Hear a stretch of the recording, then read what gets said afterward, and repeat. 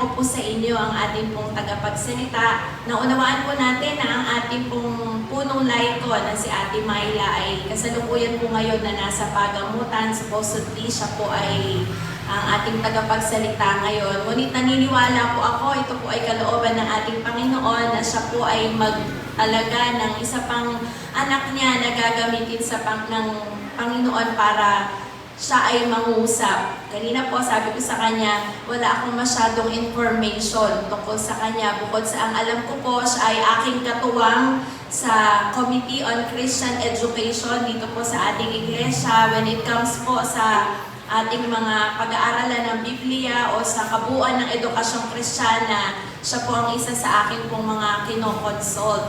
At sabi ko po sa kanya, paano kita ipakikilala? Ang sabi niya, basta ate, pakilala mo ako na anak ako ng nanay ko. Kaya po, nagpapasalamat tayo sa Lord. Ang ating pong theme ngayon ay Love Boldly, Serve Joyfully, and Lead Courageously. Ito po ay hayag sa ating iglesia. Ngunit patitingkarin po ng Panginoon ang lead courageously sa umagang ito sa pamamagitan po ng kanyang anak na itatalaga ngayon. Walang iba po kundi si Christiana May Flores.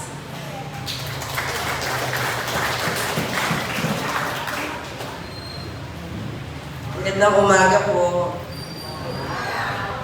Tama naman po yun. Ako po ay anak ng nanay at tatay ko. Siyempre, kasi, background lang po, bago ko talaga umpisahan mo. Nanay ko po talaga dapat ang tatay yun dahil siya ang punong laiko. We are going to tackle about courageous leadership. So sabi ko, swak yun sa nanay ko kasi lay leader siya. So, lead courageously. So sabi ko, paano yun? Nagkasakit siya. So, may ibang tatayo. Di namin alam na ako pala ang minessage ng tatay namin sa isa ko pang number na sobrang inactive. Pero to cut the long story short, alam po ng magulang namin na sa aming tatlong magkakapatid, ako lang ang pwede nilang malambing ng biglaan. Dahil, yun nga po, hindi ko alam kung alam na ng lahat, pero ipapakilala ko po. Ako po si Teacher Chris. Ako'y isang guro. Sabi siguro ni Lord, anak, ang leading courageously ay hindi lamang sa iyong title, hindi lamang sa kung anong nagawa mo na, kundi sa makakaya ko pang gawin through you. So, tayo po ay manalangin. Lord, maraming salamat sa pagkakataon na binibigay mo ang patuloy na ibibigay pa sa amin na iyong mga anak, hindi lang to lead courageously, but to love boldly and serve joyfully. Lord, dalangin namin na ang araw na ito, gamitin mo ang iyong anak na iyong itinindi upang madala ang iyong mensahe na nais iparating. Ito ang aming dalangin ng may pagpapasalamat at buong pag-asa. Sa pangalan ni Jesus, Amen. Ayan.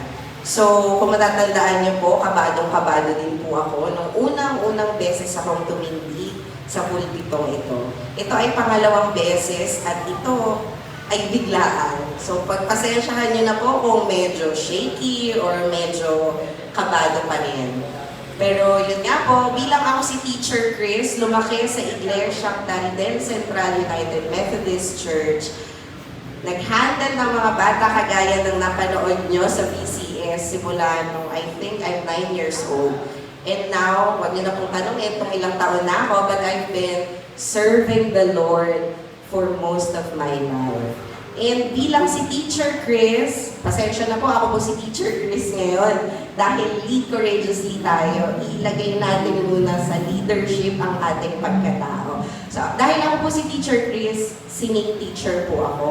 So, hindi ko po alam kung alam nyo ang kantang ito, pero kung alam nyo, sabayan nyo po ako. This little light of mine, I'm gonna let it shine. This little light of mine, I'm gonna let it shine.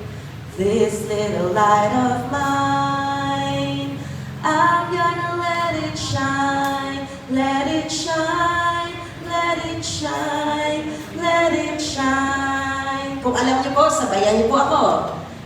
This little light of mine, I'm gonna let it shine. This little light of mine, I'm gonna let it shine. This little light of mine, I'm gonna let it shine. Let it shine, let it shine, let it shine. Naku, Ate Tin, Teacher Chris, bakit kaya this little light of mine and lead courageously tayo? Dahil naniniwala po tayo na according to the Bible, tayo ay mga asin at ilaw ng daigdig. At para mag-lead po tayo, kailangan yung little light natin ay mag-shine. At yung little light po na yon ay manggagaling hindi sa iglesia, kundi sa Panginoon lamang. At ang Panginoon ay nakikilala natin through the church. So, yun po. Ate, yun na ba yun? Siyempre, hindi pa. Intro lang po yun. So, sa una po nating slide, makikita po natin na lead courageously. Ang sabi po sa Joshua 1:9, sige po, ipa-flash po yan ng ating team. Be strong and courageous. Do not be afraid. Do not be discouraged, for the Lord your God will be with you wherever you go. Ulitin po natin ang Joshua 1:9. Be strong and courageous. Do not be afraid. Do not be discouraged, for the Lord your God will be with you wherever you go.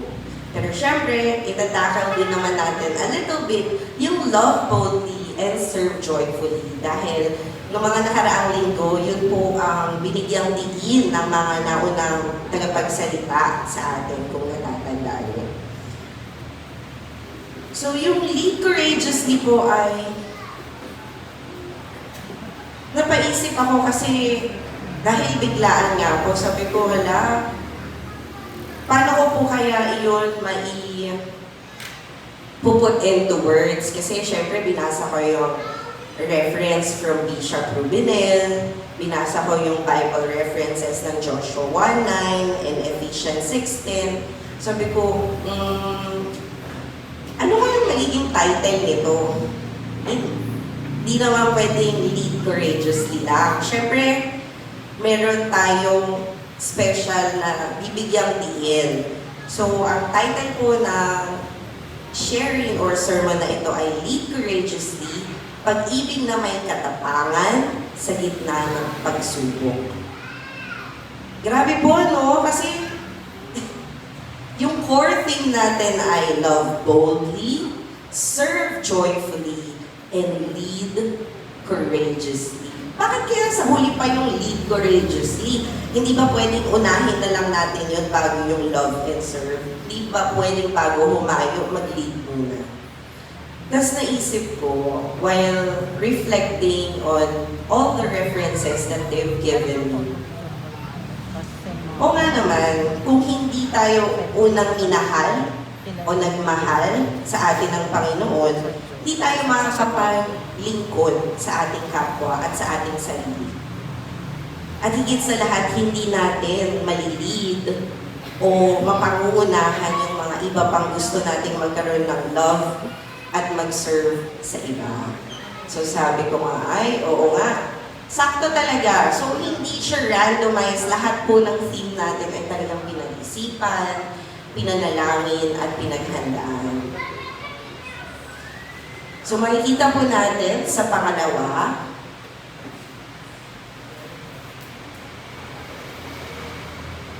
yun. Dahil ako nga po ang nakatindig sa inyo ngayon, ako po ay tumatayo sa harap niyo hindi lamang bilang isang guro or bilang teacher Chris, hindi lamang bilang isang lingkod ng iglesia gaya ng sinabi ni Ate Sheila, nakatuwang nga kami ni Kuya Je sa Christian education ng ating church, kundi bilang isang anak na dumaraan sa isang napaka-personal na laban. Sa mga nakaraang araw, ang aming pamilya ay naharap ang mabibigat na pagsubok. Ang aming mahal na nanay Myla ay kasalukuyang nasa ospital pa rin. At ang aming munting mandirigma, ang aming little warrior na si Aimos, siya ay 1 taon at 7 buwan pa lamang. Siya ay haharap sa isang operation na kailangan niya. At sa totoo lang, bilang isang anak, syempre natatakot ako. Though we know, we have a healer God. But of course, as a daughter, kahit anong sakit pa yan ng magulang mo, matatakot ka. Kahit gano'ng kaliit, lalo na kapag nasa hospital. Bilang isang ninang, syempre mangangamba kahit may tiwala tayo sa mga doktor. Kasi inaanak ko po si Aimos, tas gano'n lang siya kabata. Bilang isang guro, gusto kong maging matatag kasi everyday ko kaharap ang mga bata. Monday through Saturday, I am Teacher Chris. Pero bilang tao, may mga sandali rin na ako ay napapagod, nalulumo, nalulungkot. Minsan siguro naisip na ng puso't isip ko na bakit di na lang tayo mag-give up self. Pero dahil anak tayo ng Diyos, nakita ko ang tunay na kahulugan ng ating tema. Lumabas, love boldly, serve joyfully, and lead courageously. Hindi lang ito para sa magaganda at maayos na araw. Grabe yung pagtimo ng theme sa akin. Siguro sabi ni Lord, in all the chaos that you have in your life right now, right here, I'll be calling your name to stand in front of the congregation to know that I am here, right now, with you.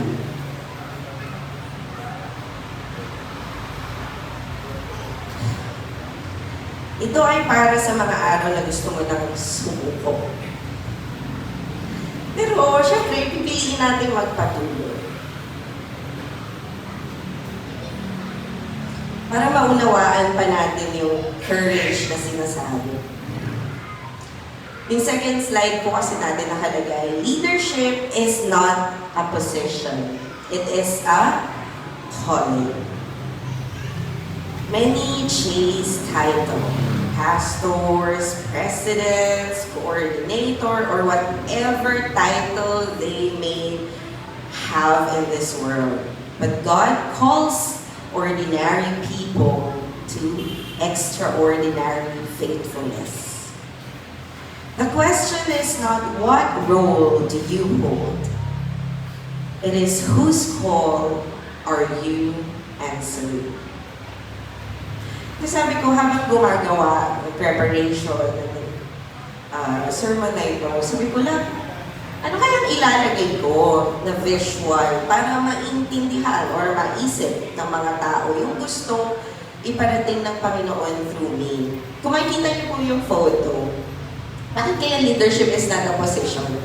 Alam niyo po, kapag ang mga bata, hindi naman nila nasasabi agad, lalo na yung mga murang edad na 1.5 to 3 years old, na, teacher, mommy, yung mga mommy and daddy na tatawag nila, yun yung leader sa buhay nila muna. Pero kapag nasa school na sila, kagaya niya, leadership is not a position. Bakit kaya? Ate Teacher Chris, bakit? Actually yan, kung makikita nyo, nagmo-mold kami ng clay. Pero sa mata ng mga tao, hindi alam kung anong nangyayari sa table na yun. Pwede na lang sabihin na, ay, naglalaro lang naman sila. Pwede na lang isipin na, ay, simple naman nun. Pwede ko naman gawin yun. Kaya ko naman yan. Pero, as the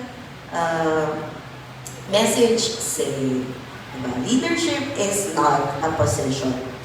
Hindi natin kailangan magkaroon ng tawag sa atin o titulo para maging isang leader. Alam niyo po ba, naniniwala ako na sa simpleng paggabay, Hindi lang sa mga bata, minsan sa mga matatanda. Kapag nagtanong sila ng mga simpleng tanong na, for us, younger generation, di ba common sense yun? Bakit tinatanong pa niya sa akin? Pero, kapag nasagot natin yung mga tanong nila na feeling natin ang kulit-kulit na at naunawaan nila yung sagot natin, it is actually an example of leading courageously. Bakit? Kasi common sense na nga sa atin eh. Eh bakit sa mas matanda sa atin o sa parang feeling natin ang kulit-kulit, di man nila mag-gets? Yung courage doon is to not snap on them or silence them. Wala na akong tanongin, kanina mo pa tinatanong yan, tanong mo na sa akin yan, paulit-ulit na eh. Pwede iba na lang tanongin mo, wag na lang ako, ang simple na yan eh. Diba? Ang dali-daling sabihin nun, pero kung huminga tayo ng malalim at sinagot natin yung mga simpleng tanong for us, pero complicated for them, isang malaking leading courageously. At wala tayong title doon na kailangan. Diba? Sabi po doon ay, true leaders are not defined by the platform they stand on, but by the people they kneel beside. Ang pag-lead courageously, isang example din po is yung pananalangin para sa iba. Hindi po lahat kayang gawin yun, pero ang ating iglesia, sobrang proud po akong sabihin na ilang taon na po natin ginagawa yung 24 hours na family circle of prayer. Pinananalangin natin, lahat ng nasa komunidad, nasa bahay, nasa church, buong Pilipinas at buong mundo. Hindi lahat kayang gawin yun. And by praying together with our family, we are actually being or doing the courageous leadership. So, yun, i-inject natin. Ang tapang o ang pagiging courageous ay madalas sinasabi natin na or iniisip natin na para lang sa mga leader or mga tumatayong leader. Pero ang totoo, lahat tayo ay tinawag para mamulong. Sa tahanan, sa trabaho, sa classroom, sa community, at higit sa lahat sa pananampalataya. At ang tunay na leadership nasusukat sa panahon ng pagsubok. Isipin nyo, yung lay leader natin, kung kailan siya yung magtatayo dito, magdadala ng salita ng Diyos, siya yung nasa ospital niya. Diba? Parang the irony. Lay leader siya. Naglilingkod naman siya kay Lord. Bakit siya yung nandoon? Siya yung wala dito. Pero yun nga, gaya ng pagpapakilala sa akin, ako ay tumatayo bilang anak niya ng magulang namin na kahit nasa hospital bed siya, ang iniisip niya ay maglingkod. Sabi niya, actually, hindi yung nanay ko yung nagsabi nito. Tatay said na dahil ako sa aming magkakapatid ang papaya, naniniwala siya, nagagamitin ako ng Panginoon. And that's my prayer, na if God really wanted me to stand here in front of all of you who believes in Him, well, somehow, makakuha ng tidbit ng message niya today of how to lead courageously. Sa pangatlong slide, makikita niyo po na may nananalangin. Ang nakalagay po dun is, courage is not the absence of fear. Courage does not mean you feel no fear. It means you choose to trust God despite the fear. Every leader who has ever done something great for God started with trembling hands. Ephesians 6:10. Ang sabi po, be strong in the Lord and in His mighty power. Again, Ephesians 6:10. Be strong in the Lord and in His mighty power. Ang dali po kasi kapag natakot tayo, ang bumubulong sa utak natin paulit-ulit. Fear says, I am not enough. I will never be enough. At yun yung fear, karamihan ng generation namin. Na kahit ang dami namin ginagawa, we will never be enough. At ang sakit noon kasi bilang Kristiyanong mananampalataya na lumaki na sa church, sinasabi, you are loved, you are enough, you are you because God created you. Pero yung fear na kapag pumasok ka na sa workforce, sa komunidad na ginagalawan natin ngayon, na talamak ang kahirapan, na parang never naman po magiging enough. Yun yung laging sinasabi ng pangamba. Pero courage says, but God is. God is what? God is enough. And that alone can assure us that because God created us, He will be enough for us. Diba? Kung mabalikan natin yung dalawang Bible references kasi, sabi sa Joshua 1:9, hindi sinabi ng Diyos kay Joshua na magiging madali ang laban. Ang sinabi niya, be strong and courageous. Ibig sabihin, may laban. Tama, meron nga. May takot. Tama, meron din. May uncertainty. At ayaw na ayaw natin yan. Pero may kasama ka. May kasama tayo, ang Diyos. Yung pananalangin kasi, isa siyang direct line sa gumawa sa atin. So, whenever we feel the fear, isang pray lang, kagaya ng trembling hands na yun. Maybe the answer won't be instant, but after the prayer, somehow luluwag o gagaan yung pakiramdam natin. Hindi man maalis lahat ng worries. Pero naniniwala ako na if we put it into prayer,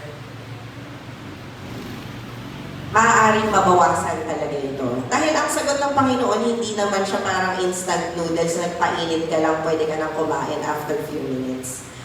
Ang answer ng Panginoon, usually, niluluto niya at hinahain sa tamang panahon. Hindi yan pwedeng sinaing na binilisan mo, lutuin na sunod. O kaya, nilakasan mo, hindi na inin. So kapag kinain mo, hilaw. Siyempre ayaw natin sa buhay natin yun. So when we pray with trembling hands, when fear consumes us, let us all remember that God is with us. So sa pang-apat po na slide, nakalagay po doon na yung tatlong marks of courageous leadership. Yung una, lead despite fear, faith over feeling, and live what you teach. Leading even when you are afraid, hindi mo kailangan maging fearless para maging courageous. Ang courage ay choosing to obey God kahit natatakot ka.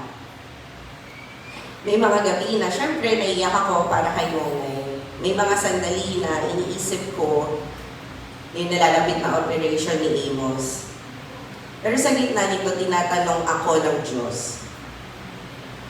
May maliit na boses na naririnig ko, anak, magtitiwala ka ba kahit hindi mo kontrolado? Di ba kapag natatakot ka na nga, naiiyak ka na nga, tapos narinig mo, magtitiwala ka ba kahit hindi mo kontrolado? Pero syempre bilang anak ng Diyos, maniremind tayo ng mga salita niya. Sabi nga dun sa nabasa natin kanina sa Ephesians 6:10, be strong in the Lord. Hindi sinabing maging strong sa sarili. Kasi may mga araw na mahina ka, pagod ka, at emotionally drained and consumed ka. Pero ang lakas natin ay galing sa Diyos. So yung leading by example,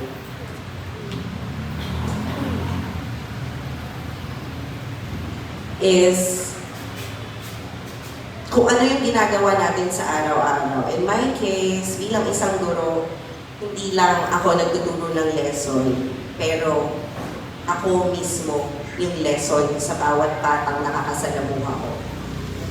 Ang mga bata, nakikita nila kung paano tayo mag-react.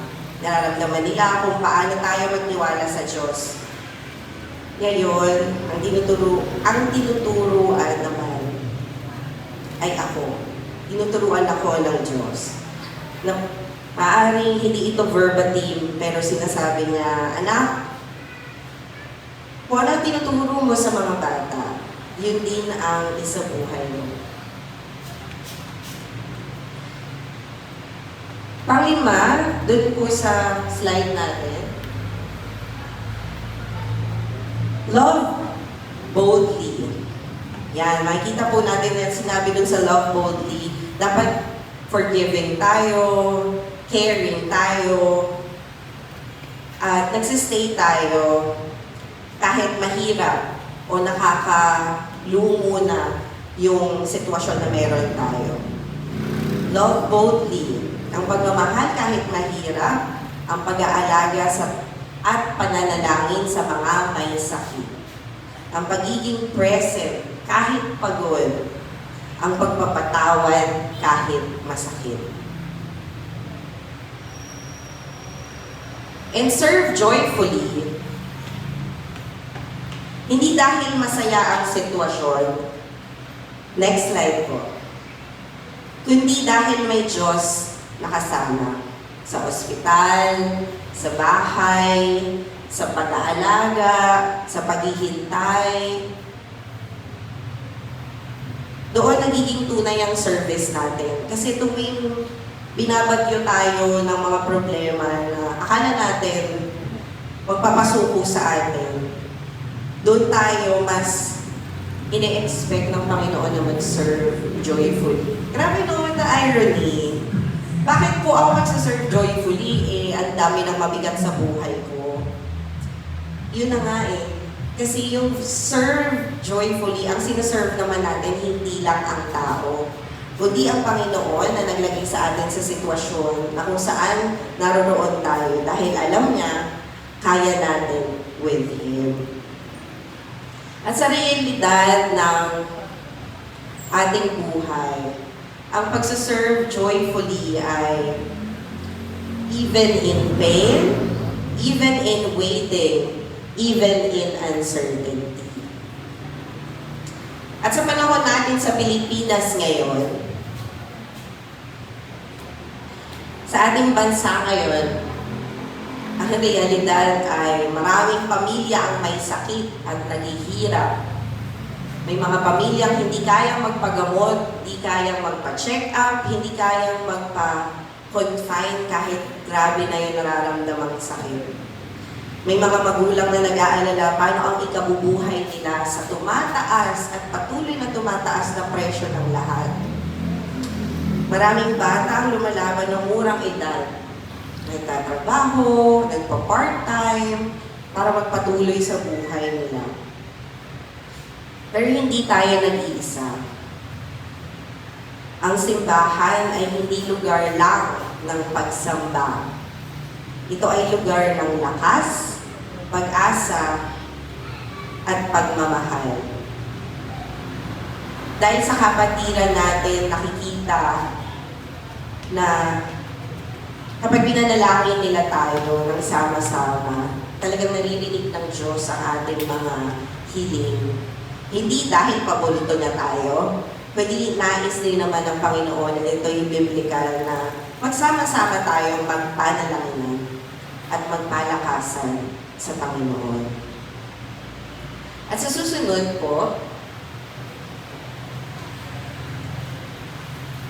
na slide, ang nakalagay po dito ay I will lead courageously.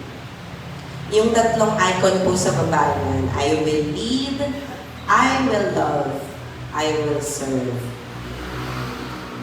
Kagaya ng tema ng ating anibersaryo na nagmula sa Maya. Ngayon, bilang isang anak, bilang isang guro, bilang isang Kristiyano, bilang isang mamamayan, pinipili ko umibig ng may katapangan, maglingkod ng may kagalakan, mamuno ng may tapang kahit may takot. Kahit hindi ko alam ang bukas.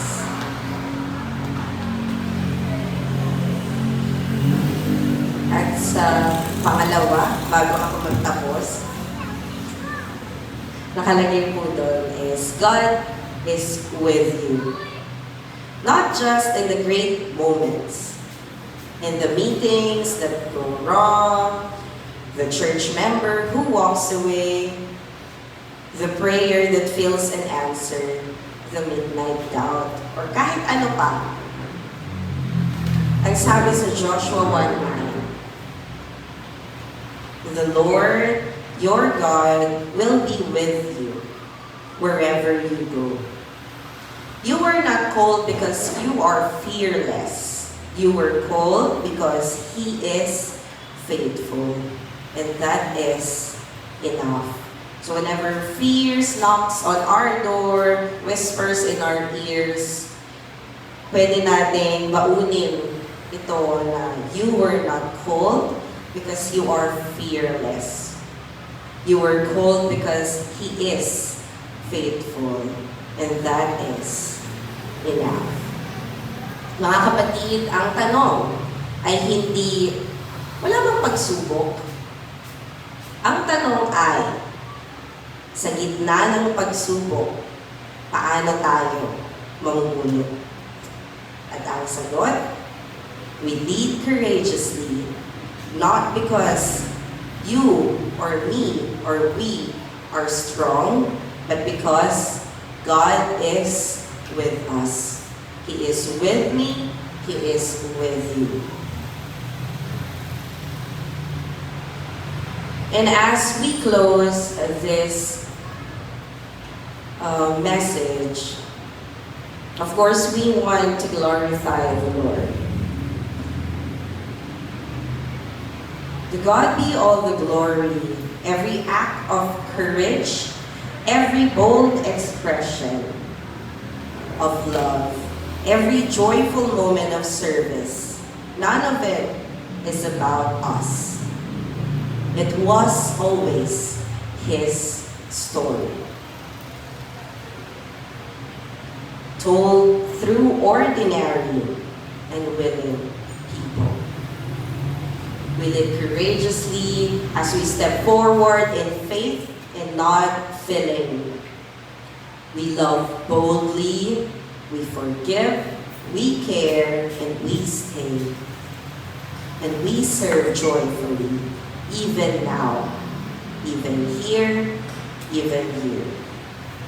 To God be all the glory. And all this, may I ask for us to sing our little light na meron tayo as we lead, as we continue with our lives, being the leaders that the Lord called us upon. Let's sing. This little light of mine, I'm gonna let it shine. This little light of mine, I'm gonna let it shine. This little light of mine, I'm gonna let it shine. Let it shine, let it shine, let it shine. Tanging manalangin, Panginoon naming Diyos. Maraming salamat po dahil sa gitna ng aming kahinaan, Ikaw ang aming kalakasan. Salamat po dahil hindi mo kami iniiwan, lalo na sa mga panahon na kami ay natatakot. Panginoon, itinataas po namin sa inyo ang bawat pamilya, na dumaranas ng pagsubok. Ang bawat pusong nasasaktan, ang bawat pusong durog, ang bawat taong naghihintay ng kagalingan at himala. Lord, itinataas po namin sa inyo ang aming Nanay Myla at ang aming little warrior Amos. At ang aming mga kapatiran na patuloy na nakakaramdam ng sakit at paghihirap. Ikaw po ang magbigay ng kagalingan, ikaw po ang magbigay ng kapayapaan, ikaw po ang magbigay ng lakas. At sa aming lahat, Panginoon, turuan mo kami umibig ng may katapangan, maglingkod ng may kagalakan, at mamuno ng may tapang sa araw-araw ng aming buhay. Ito ang aming dalangin na may pag-asa at pagpapasalamat sa pangalan ni Jesus. Amen.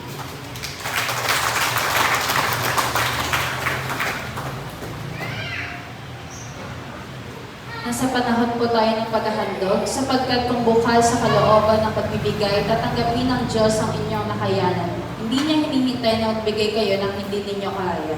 2 Korinto, Kabanata 8, talata 12.